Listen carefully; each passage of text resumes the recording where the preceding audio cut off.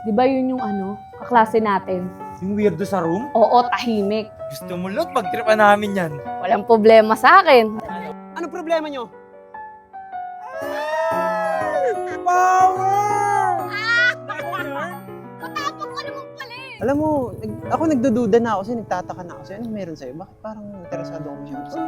Alam mo kasi, ganyan din ako dati. Katulad mo, tahimik, tsaka nag-iipon din ako noon. Tayo lang ba? Hindi, may kasama tayo.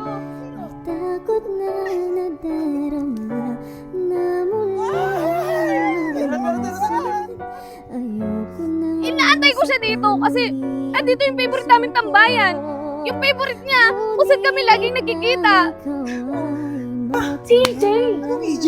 Si EJ, yung kaklase natin, yung matangkad, yung singkit. Wala namang ganun na. Walang EJ. Hindi. Yes, okay ka lang ba talaga? Oo, okay lang ako. Sa'yo, di na ako muling mag-iisa.